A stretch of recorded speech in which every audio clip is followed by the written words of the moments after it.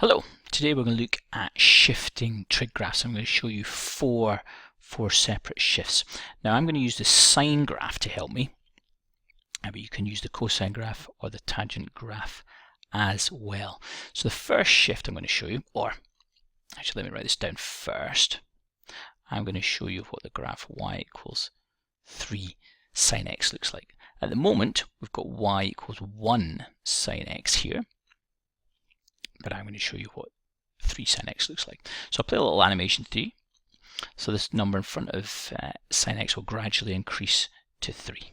And you can see what difference it makes, or how it looks different to the original graph. So you can see it stretching up, stretching down as well, of course. And there we go. So our original graph, the maximum and minimum were 1 and minus 1. And then our new graph, y equals sine 3x. The maximum is 3, and the minimum is minus 3.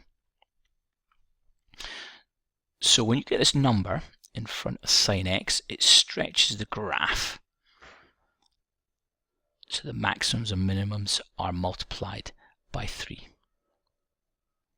But it doesn't change the points where it cuts the x-axis. So the number in front of sine x stretches the graph that amount.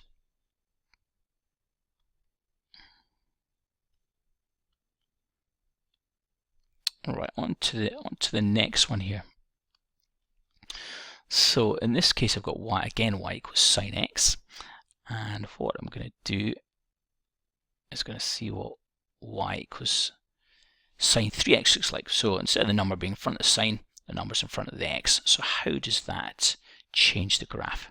So again, I'll play a little animation. Gradually increasing that number in x, in front of x to 3.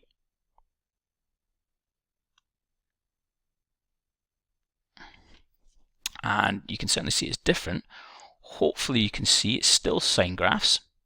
They're a bit steeper than the original. And hopefully you can see that there are actually 3 sine graphs between 0 and 360. And maybe if I put in some dotted lines, that might help you. So there's our first sine graph. I put another dotted line in here.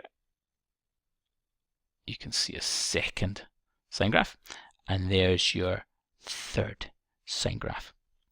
So the number in front of x dictates how many waves, in this case sine waves, are between 0 and 360 degrees. Right, now on to the next one.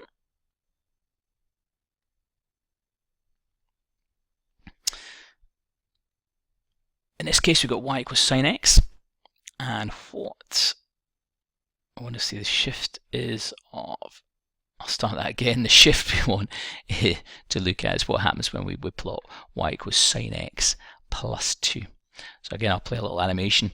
This time the number added to sine x will increase up to 2.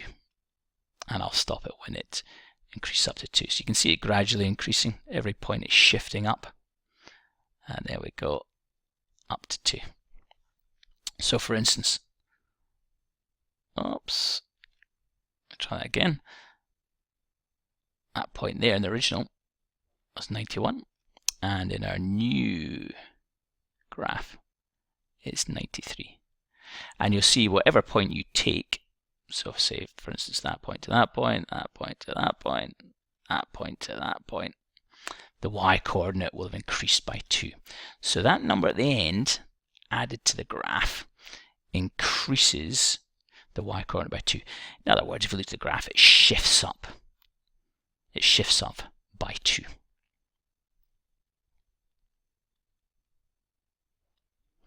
And our final shift.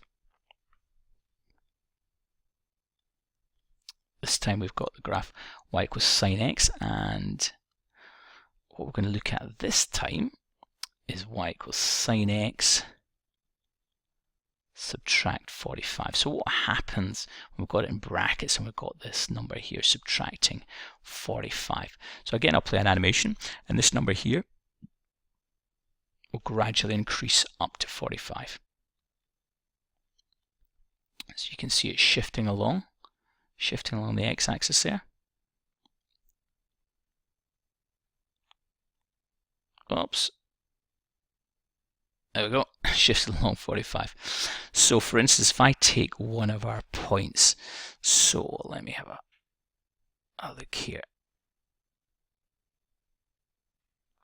That was our original point for 90, so 90 degrees, 91, and it is now shifted along to, let me try and get a point. There we go. It's now shifted along to 135.1. So it is shifted along 45. And for instance, if we took 0, 0, which I can't quite see because of the graph here, let me see if we can get that shifted along. Yep, so 0, 0, and you'll see that it's shifted along to 45, 0. So again, you'll see the shift is 45 along the x-axis. So this number here dictates how many degrees the graph shifts along the x-axis, as long as this is a subtract here.